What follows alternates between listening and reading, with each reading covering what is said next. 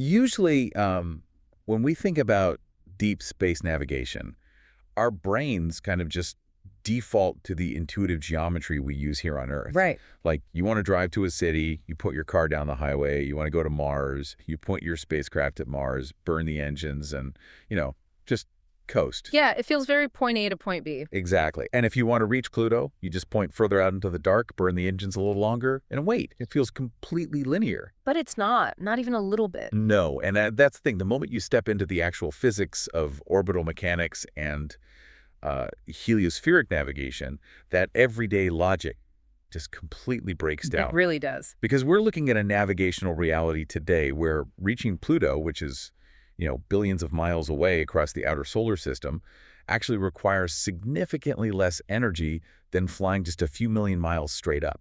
Yeah, it's honestly one of the most punishing paradoxes in astrophysics. Executing what mission planners call a vertical exit, which is, firing a spacecraft perfectly perpendicular to the flat plane of our solar system just to hover above the sun's north or south pole. Right. It is arguably the most energy-intensive maneuver we can even attempt. I mean, we've mastered hopping from planet to planet within the disk, but moving vertically, that's a completely different beast. Which perfectly brings us to the core of today's deep dive.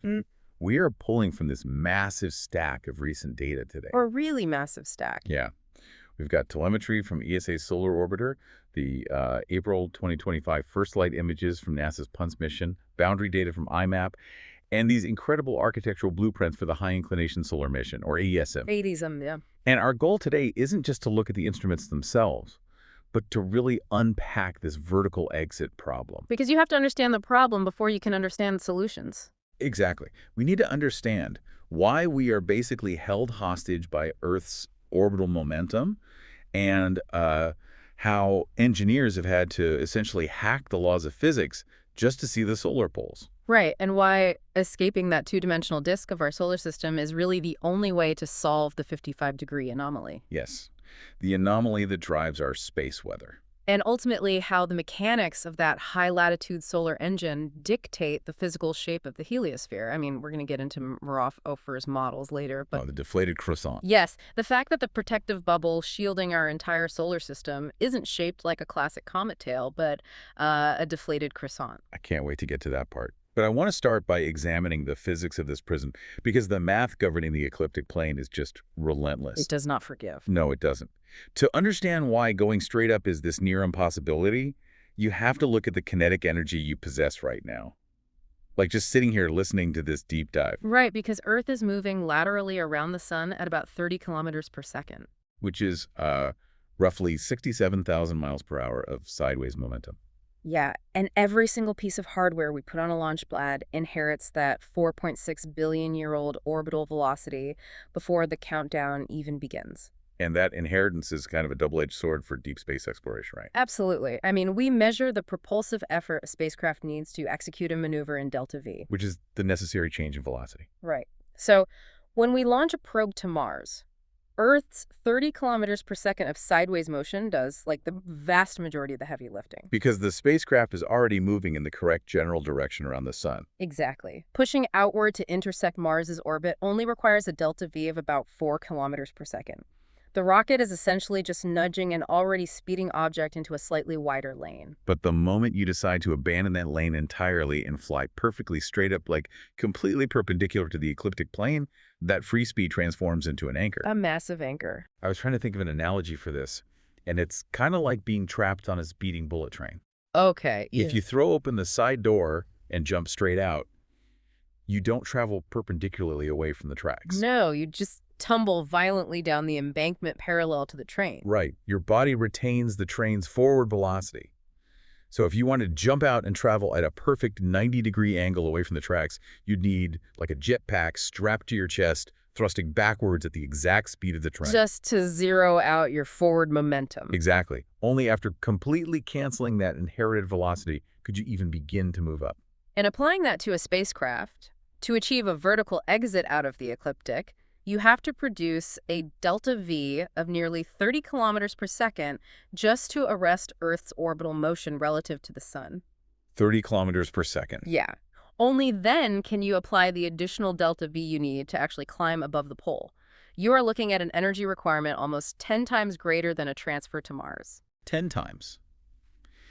And we know from the Tsiolkovsky rocket equation that delta V scales exponentially with mass. Right, the tyrant of the rocket equation. So you can't just, slap more fuel tanks onto a booster to get that 30 kilometers per second. Because that extra fuel adds mass. Which requires even more fuel to lift. Which adds more mass. The mass fraction becomes literally impossible. I mean, you'd need a launch vehicle the size of a skyscraper just to send a probe the size of a toaster straight up. Which is exactly why the vertical space above and below our solar system has remained, well, basically a ghost town. Yeah? I mean, think about it.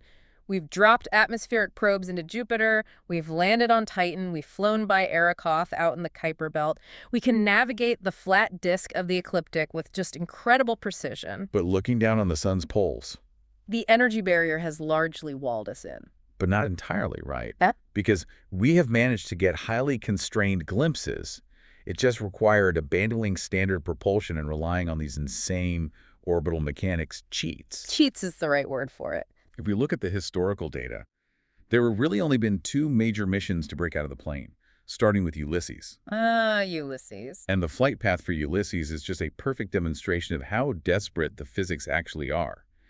To get a probe over the sun's poles in the 1990s, NASA and the ESA had to launch it 500 million miles in the completely wrong direction. Yeah, Ulysses launched in October 1990, and its trajectory is just a masterclass in utilizing gravitational potential energy. Because it flew all the way out to Jupiter, right? Arriving in February 1992. Right, but Jupiter wasn't the target. It was a tool. Ulysses plunged deep into Jupiter's massive gravity well to execute this highly aggressive gravity assist. A slingshot. Exactly. It exchanged orbital energy with the gas giant, effectively stealing a microscopic fraction of Jupiter's orbital momentum to bend its own trajectory by nearly 80 degrees relative to the ecliptic plane. It traded its outward velocity for vertical inclination. And that placed it in this massive 6.2-year sun-centered orbit that carried it over the southern and northern solar poles. But, and this is the part that hurts, looking at the instrument manifest for Ulysses, the tragedy of the mission really becomes clear. Oh, yeah. The technology. It was carrying 1980s tech. It had the SWOOPS instrument for analyzing solar wind plasma and SWICES for measuring ion composition. So it could measure the magnetic fields. It could detect the charged particles. But it had no imaging equipment. None. It was flying completely blind. We spent years traversing the highest latitudes of the solar system, plunging through the fast solar wind pouring out of these polar coronal holes, feeling the intense magnetic environment, but we never captured a single visual frame of what was actually producing those phenomena. You described it perfectly earlier as like diagnosing a complex engine by feeling the exhaust with your eyes closed. That's exactly what it was like. But even blind, the telemetry it sent back revolutionized heliospheric physics, largely because of serendipity, like the 2007 Comet McNaught encounter. Oh, that was incredible. It really is a perfect example. So Ulysses is in its third orbit, right? Hanging out down at 79 degrees south latitude, deep below the solar system at about 2.4 astronomical units from the sun. Right. And Comet McNaught, which is passing much closer to the sun at 0.7 AU, sweeps its tail right across the spacecraft's path. Just a total coincidence. For 4.5 days in February 2007, Ulysses was entirely immersed in the comet's tail. A region spanning nearly 10 million kilometers. Yeah, and the plasma data recorded by SWOOPS and SWES during that immersion is fascinating because it captured a massive charge exchange process in real time. What does that mean exactly, charge exchange? So the fast solar wind typically streams from the poles at around 750 kilometers per second, right? But suddenly it plummeted. Ulysses recorded a minimum velocity of just 360 kilometers per second. Wait, it cut the speed in half. Yep. And the proton density dropped by more than 2 orders of magnitude. That's huge. It is. And the reason is because the highly ionized solar wind plasma was basically slamming into this dense cloud of neutral atoms and newly born cometary ions trailing McNaught. Like hitting a wall of gas. Exactly. The solar wind protons were colliding with the neutral cometary gas, capturing electrons and becoming energetic neutral atoms themselves. And once they're neutral, they no longer respond to the magnetic field. Right. This massive transfer of momentum and energy effectively slammed the brakes on the bulk flow of the solar wind, heating it dramatically while slowing it down. So Ulysses basically tasted all of this, the molecular structures, the singly and doubly charged atomic ions of cometary origin. It provided an unprecedented profile of cometary interaction millions of miles below the ecliptic floor. Which really proved the immense value of being out of the plane. Mm. But like we said, the blindness was a severe limitation, which is why ESA's solar orbiter, which launched in 2020, took a completely different approach. A much more elegant approach, really. It didn't fly out to Jupiter for a single, violent slingshot. It stayed in the inner solar system, utilizing Venus for a prolonged, incremental orbital cranking maneuver. It's time-consuming but brilliant. Solar Orbiter is trading kinetic energy with Venus over a series of repeated flybys, slowly jacking up its orbital inclination. And the February 2025 flyby was this critical inflection point, right? Pushing the spacecraft from a 7.7-degree inclination up to around 17 degrees. And 17 degrees is just enough to peer over the edge of the sun's horizon. And critically, unlike Ulysses, Solar Orbiter has eyes. Yes. The extreme ultraviolet imager, the EUI, was online. Right. On March 23, 2025, just weeks after that Venus assist, the EUI downlinked the first ever image of the sun's south pole. And the visual data just completely shatters our standard models of the solar surface. How so? Well, when we observe the sun from the ecliptic looking at the equator, we see highly structured, relatively predictable magnetic behaviors governed by differential rotation. But the EUI telemetry from the South Pole reveals an incredibly chaotic environment. I mean, we're looking at million-degree plasma in the corona, glowing in the extreme ultraviolet spectrum, extending outward in violently tangled magnetic threads and massive asymmetric loops. Sounds like a mess. It is a profoundly textured, volatile landscape that bears almost no resemblance to the equatorial regions. And Solar Orbiter's trajectory will continue to steepen. Like, there's a subsequent Venus flyby in December 2026 that will push the inclination to 24 degrees, which officially commences the high latitude phase of the mission with a final target of 33 degrees. Right. But looking at this EUI data alongside the historical Ulysses telemetry, a very clear investigative thread emerges from the sources. The heliophysicists aren't just mapping the poles for the sake of cartography. No, they're hunting for a highly specific mechanism. Right. If you look at the architecture outlined in the High Inclination Solar Mission Concept paper, the HISM paper, the entire mission profile is designed to scrutinize a boundary line at exactly 55 degrees latitude. The 55-degree anomaly. It is arguably the most significant unresolved mystery in solar physics today. Which is saying something. So, to grasp why this specific latitude is so critical, we have to reevaluate our understanding of the 22-year Hale magnetic cycle. Right, because this is the underlying dynamo that dictates the 11-year sunspot cycle, the polarity reversals, and the violent coronal mass ejections that dictate our space weather. And for centuries, our observational bias, because we're stuck in the ecliptic, has forced us to focus on the equator, where the sunspots are most visible. We track the Hale cycle using the classic butterfly diagram, watching the sunspots emerge at mid-latitudes and slowly migrate toward the equator over the course of 11 years. We basically treat the sunspots as the primary indicators of the solar dynamo. But the HISM paper suggests this is a fundamental misreading of the engine. Really? Yeah, if you analyze 140 years of continuous observations from facilities like the Arcetri, Medan, and Kislovodsk observatories, and you focus not on sunspots but on the behavior of solar filaments, a completely different picture emerges. What do the filaments do? Well, the filament data acts as a tracer for the deeper magnetic topology. And what that 140-year data set reveals is that the highest latitude solar filaments behave bizarrely. Bizarrely how? They migrate poleward, but then they stall. They linger at exactly 55 degrees latitude for an extended period. Just park there. Exactly. Acting as a robust canonical boundary between the chaotic polar environment and the more structured equatorial zone. And they only break this stall and progress toward the pole on one highly specific occasion per solar cycle. Right. The exact moment the polar magnetic fields begin to reverse. So 55 degrees acts as a gatekeeper. But why there? Why 55 degrees? To answer that, you have to dive into the helioseismology data, which is detailed in our sources, particularly the sound wave measurements from the Solar Dynamics Observatory. Yeah, because those measurements make the internal mechanics of the 55-degree line visible. We know the sun isn't a solid body. Right, it's plasma. So helioseismology tracks the acoustic P modes, basically sound waves bouncing around inside the plasma to map the internal rotation profile. Like an ultrasound for the sun. That's a great analogy. So the inner 70%, the radiative zone, rotates rigidly as a single unit. But the outer 30%, the convective zone, exhibits profound differential rotation. Meaning the equator spins significantly faster than the poles. Right, and the shear layer dividing the rigid interior from the fluid exterior is known as the tachocline. Okay. For decades, the assumption was that the solar dynamo, the engine generating the Hale cycle, lived exclusively within the tachocline. But the helioseismic data at 55 degrees latitude upends that. Completely.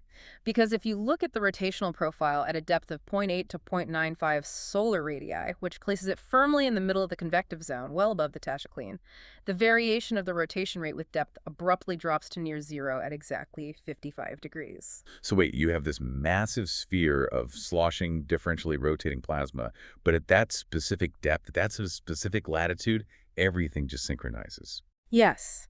It hints at an unimaginably powerful shear in the plasma flow, a massive interface of kinetic and magnetic energy. Wow.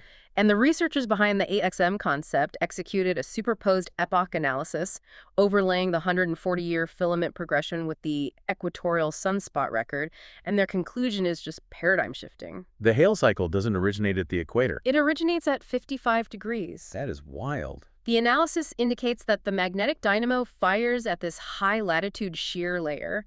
The sunspots we observe near the equator are essentially a lagging indicator. They're a secondary manifestation, a byproduct of a magnetic progression that began at 55 degrees almost a decade prior. Right. Furthermore, the telemetry suggests that these magnetic activity bands are driven by magnetized Rossby waves. Planetary scale waves in the plasma. Exactly, which govern the longitudinal emergence of magnetic flux. So the sunspots are just the exhaust fumes of an engine running at 55 degrees. Basically, yeah. And if that high-latitude engine is driving the global magnetic topology of the sun, it means it is also dictating the behavior of the solar wind. Which pushes us out from the internal dynamics of the sun to the absolute boundary of interstellar space. Because the mass and energy ejected by the 55-degree engine literally form the physical barrier that encapsulates our entire solar system. The heliosphere. Right. The constant outward expansion of the sun's corona creates a stream of charged particles moving at hundreds of kilometers per second. This solar wind carves out a massive cavity in the local interstellar medium. And we currently have a multi-mission architecture trying to map this entire pipeline from the source to the boundary, like NASA's PUNCH mission. The polarimeter to unify the corona and heliosphere. Yeah, the 4-satellite constellation that just captured first light in April 2025. Right. PUNCH is designed to watch the solar wind transition from the corona out into interplanetary space. On April 14th, the narrow-field imager opened its doors, followed by the wide-field imagers. But looking at the calibration process for those first images, the reality of observing from the ecliptic plane becomes a massive hurdle again. Because of the dust. Yeah. The first NFI images show star fields with the sun near the center, but the data required heavy filtering to emphasize the stars because the entire field of view was obscured by the F corona or zodiacal light. Because the ecliptic plane is inherently dirty. It is saturated with microscopic interplanetary dust. It's the pulverized remnants of billions of years of cometary and asteroidal collisions. And this dust cloud sits primarily in the disk of the solar system, right? Right. Sunlight scatters off these particulates, creating a diffuse glow that just drowns out the faint emissions of the solar wind. The PUNCH optical engineers have to computationally remove roughly 99% of the coronal light just to isolate the faint, wispy threads of solar material flowing outward. So while PUNCH works to filter out the dust and track the wind leaving the sun, we have the IMAPS mission, the Interstellar Mapping and Acceleration Probe stationed at Lagrange Point 1, observing where that wind ultimately crashes into the interstellar medium. And IMAP isn't measuring the plasma directly. It's using IMAP low, IMAP high, and IMAC ultra to detect energetic neutral atoms, or ENAs. Which relies on the exact same charge exchange physics Ulysses encountered at Comet McNaught, just on a galactic scale. Exactly. When the outward flowing solar wind reaches the termination shock, which is the boundary where it abruptly decelerates against the pressure of the interstellar medium, the solar protons collide with neutral interstellar hydrogen gas. Stripping electrons from the hydrogen, becoming energetic neutral atoms. And because they no longer carry a charge, these ENAs are entirely immune to the tangled magnetic fields of the heliosheath. They travel in perfectly straight lines, acting as cosmic messengers. So IMAP captures these ENAs at L1, allowing scientists to map the thermodynamic and kinetic state of the heliospheric boundary billions of miles away. So we have pi and ch watching the wind leave and I and P watching it hit the wall. But the connection between the 55-degree engine and that distant boundary only becomes clear when we look at long-term high-latitude data. Right, and this is where the comparative telemetry from the Ulysses mission fundamentally rewrites the models. If you examine the 2008 paper by McComas et al., they analyzed Ulysses data from its first polar orbit in 1994 to 1995 during solar cycle 22. Okay. And they compared it directly to its third polar orbit in 2007 to 2008 during solar cycle 23. Both passes occurred during solar minimum, providing an apples-to-apples comparison of the quiet phase polar environment. And the discrepancy between those two orbits was historic. It really was. The data unequivocally demonstrated that the high-latitude solar engine was running cold during cycle 23. How cold? Well, the fast solar wind emanating from the polar coronal holes during the third orbit was 17% less dense than during the first orbit. Wow. The plasma temperature was 14% cooler, and critically, the overall dynamic pressure of the solar wind was down by a massive 22%. The total mass flux dropped by 20%. The thermal pressure fell by 25%. And we know this wasn't just a localized anomaly over the poles. Right, because the McComas team cross-referenced the Ulysses data with inecliptic telemetry from the Advanced Composition Explorer, or ACE spacecraft, orbiting near Earth. And the degradation was global. The ACE data mirrored the Ulysses drops perfectly. The entire star's output had fundamentally weakened. The heliospheric current sheet tilt remained high, but the radiomagnetic field was roughly a third weaker. And the physics of why a cooler, less dense solar wind results in lower dynamic pressure is straightforward fluid dynamics. Dynamic pressure is a function of plasma density and the square of its velocity. So with less mass being accelerated away from the corona, and less thermal energy driving the expansion. The kinetic force the solar wind exerts against the interstellar medium is severely degraded. Which brings us to Dr. Merav Ofer's magnetohydrodynamic models at Boston University. Yes. Which prove that this drop in dynamic pressure actually altered the physical shape of our solar system. This is the Croissant part. Yes. For decades, the textbook illustration of the heliosphere looked like a comet. It had a blunt nose plowing into the interstellar wind and a long, drawn-out tail trailing behind it. But Dr. Ofer's MHD models, cross-referenced with the Moscow models, demonstrate that the solar wind isn't just pushing against a vacuum. It is a magnetized plasma interacting with the interstellar magnetic field. Magnetohydrodynamics treats the solar wind not just as a gas, but as an electrically conducting fluid that carries the sun's magnetic field with it. And Ofer's models show that the magnetic tension of the solar field, interacting with the flow of the interstellar medium, pinches the heliosphere. It doesn't allow a single long tail to form. No. Instead, the interaction forces the plasma to split into two distinct jets curving backward. The deflated Croissant geometry. Yes. And because the Ulysses data confirmed a 22% drop in the solar wind's dynamic pressure, the outward force maintaining those jets and the blunt nose was severely compromised. The outward pressure dropped, allowing the interstellar medium to push inward. The heliosphere is literally shrinking. The Croissant is deflating. And we have physical confirmation of that deflation from the furthest man-made objects in existence, right? We do. Voyager 1. Voyager 1, which launched in 1977, crossed the termination shock, the inner edge of the heliospheric boundary, in December 2004. It recorded the crossing at a distance of 94 astronomical units from the Sun. But Voyager 2, traversing a different trajectory, crossed the termination shock in September 2007, and it breached the boundary at only 84 astronomical units. A full 10 AU closer to the Sun. That's almost 1 billion miles. Because the 55-degree engine ran cold, the polar magnetic fields weakened, the solar wind's dynamic pressure plummeted by 22%, and the physical shield protecting our entire solar system collapsed inward to meet Voyager 2. The interconnectedness of these systems is just breathtaking to me. We've got plasma shear at 0.95 solar radii, dictating the boundary conditions of interstellar space billions of miles away. Which firmly establishes why a permanent presence out of the ecliptic is a scientific imperative. If we want to predict the localized space weather that threatens our orbital infrastructure or understand the macro mechanics of the heliosphere, we cannot rely on a probe flying past the poles once a decade. Or a satellite slowly jacking its orbit up to 33 degrees using Venus. Exactly. We need a permanent, high-inclination observatory locked in a continuous stare down at the 55-degree latitude line. And here's the rub. The math hasn't changed. The math never changes. The 30 kilometer per second delta V penalty still exists. If we can't build a rocket big enough to carry the necessary fuel, we have to fundamentally hack the mechanics of propulsion. And the sources outline two specific architectures capable of achieving a sustained vertical exit. Both of them rely on extreme physics. Let's look at the first concept, the solar Oberth maneuver. Right, so the physics governing the Oberth effect were first articulated by Hermann Oberth in 1929. Long time ago. Yeah. The core principle revolves around the efficiency of kinetic energy transfer. If you want to maximize the effect of a rocket burn, you don't execute it in deep space where your velocity is low. You execute it when the spacecraft is traveling at its absolute maximum velocity, deep within a steep gravitational well. The mechanism feels entirely counterintuitive, though. To go straight up out of the solar system, you start by firing your engines to cancel your forward momentum, intentionally dropping your spacecraft directly toward the sun. You just let it fall. As it plunges into the deepest gravity well in the solar system, the gravitational acceleration pushes the spacecraft to phenomenal velocities, hundreds of kilometers per second.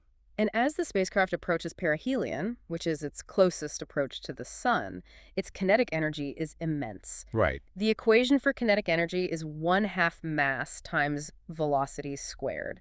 Because velocity is squared, adding a small amount of delta V when the baseline velocity is already extreme results in a massive disproportionate gain in total orbital energy. So at the exact moment of perihelion, you ignite your main engine. Exactly. I was thinking about this, and it's the ultimate half-pipe maneuver. Half-pipe. Yeah, like a skateboarder doesn't execute a massive trick by pushing off at the top lip of the pipe, right?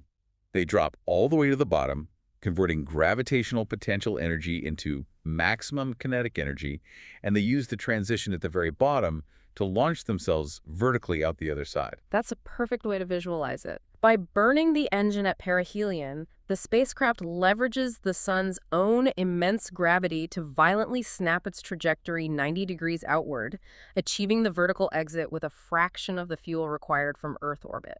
It acts as a massive multiplier on the chemical potential energy of the propellant.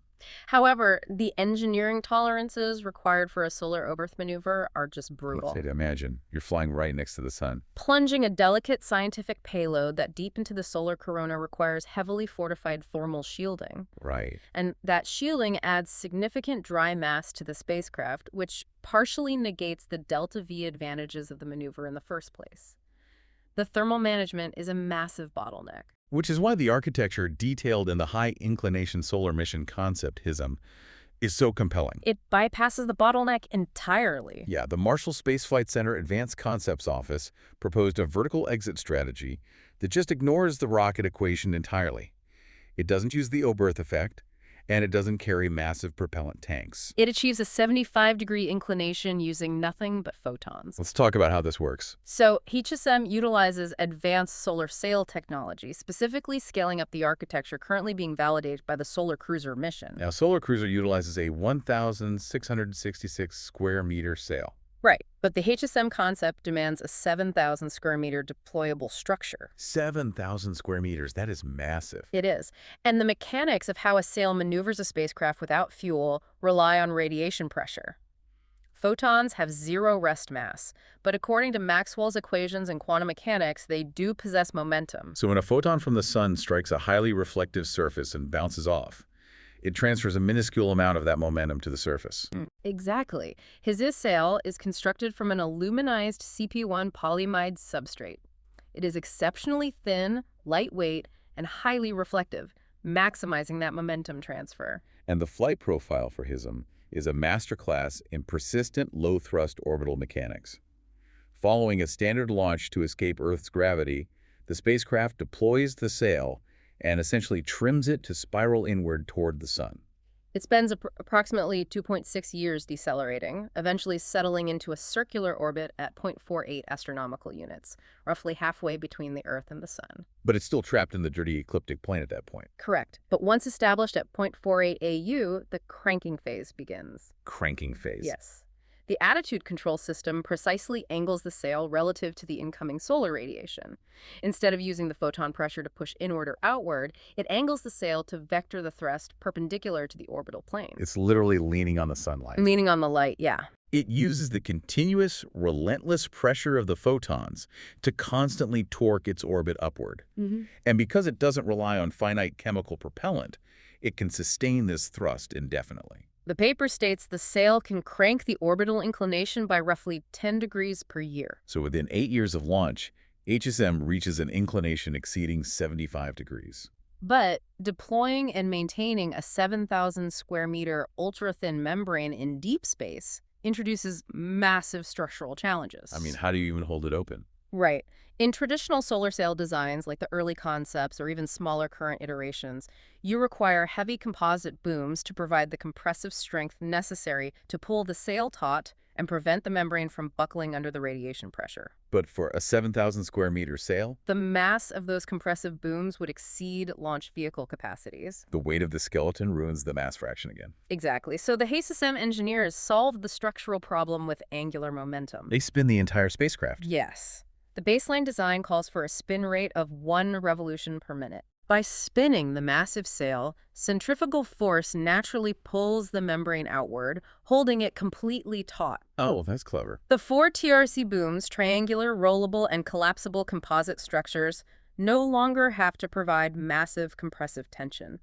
Their role shifts to merely providing out-of-plane stiffness, preventing the spinning disk from warping. And this centrifugal deployment strategy radically reduces the dry mass of the sail subsystem to just 52 kilograms. It's incredible. You were holding a 7,000 square meter spacecraft rigid for just 52 kilograms of structural mass. Yeah, and the attitude control of the steering is equally ingenious, because you can't put heavy reaction wheels or thrusters out on the edges of a spinning 7,000 square meter sail. So what do? They utilize reflectivity control devices, or RCDs, embedded in the corners of the membrane. What are those? The RCDs are essentially liquid crystal panels. By applying a very low voltage, the panels can instantly switch their optical properties from highly reflective to transparent. Oh, wow. By strategically modulating the reflectivity of the corners as the sail spins, the system creates asymmetric radiation pressure across the membrane. So one side reflects photons and absorbs momentum, while the other side lets them pass through. Exactly. This allows the spacecraft to gently steer and trim its attitude continuously, entirely solid state without a single moving part or drop of propellant. It's an architecture of profound elegance, like a silent, spinning polyimide mirror surfing on the momentum of light, slowly cranking its way out of the ecliptic. And as we discussed with the PRNCH mission, the ecliptic is swimming in the zodiacal dust that obscures coronal observations. Right. But as HISM achieves its 10-degree per year climb, it physically rises above that dust layer. Within months of beginning the cranking phase, HISM transitions into an immaculate observational environment. Free from the light scattering of the F corona. Its instrument suite, which includes a Doppler and Stokes imager to map the magnetic topologies, a white light coronagraph, and a Faraday cup to sample the plasma directly, can observe the 55-degree anomaly with absolute clarity. It establishes a permanent, high-latitude vantage point to monitor the magnetized Rossby waves and the exact origin point of the Hale cycle. We've traced the physics of the vertical exit from the punishing 30 km per second delta V barrier holding us in the ecliptic, through Ulysses' blind plunge through Comet McNaught's ion tail, all the way to the deflating boundary of the heliosphere at 84 astronomical units. And the data conclusively proves that the internal mechanics of the sun, that sheer layer deep in the convective zone at 55 degrees, are intimately wired to the physical shape of our entire solar system. The architecture required to observe that engine, whether it's executing a perilous Oberth maneuver at perihelion or utilizing centrifugal force and liquid crystals to fly a 7,000 square meter solar sail, represents the next great hurdle in heliospheric physics. Escaping the two-dimensional disk is no longer just a navigational exercise, it's a scientific requirement. If you're looking at the mission proposals alongside us, it's easy to get lost in the magnetohydrodynamics and the kinetic energy equations. But I want to leave you with a thought regarding the pure visual reality of achieving the vertical exit. We have launched probes that looked back and photographed Earth as a pale blue dot from the edge of the solar system. We have mapped the cosmic microwave background from the dawn of the universe. We have imaged the event horizons of supermassive black holes and distant galaxies. But we have never, in the entire history of spaceflight, captured a single optical image of our own solar system from outside the ecliptic plane. Imagine the moment that HISM's 7,000 square meter spinning sail finally reaches that 75-degree inclination. The attitude control systems trim the membrane, The spacecraft stabilizes, the optical payload turns away from the sun, and it looks down. For the very first time, we will receive a photograph of the entire solar neighborhood, all the planets, the asteroid belts, the dust, orbiting the sun like a record spinning on a turntable, viewed perfectly from above. When that image finally downlinks to Earth, revealing the true geometry of our system, how will it permanently alter our perception of our fragile, isolated place in the dark?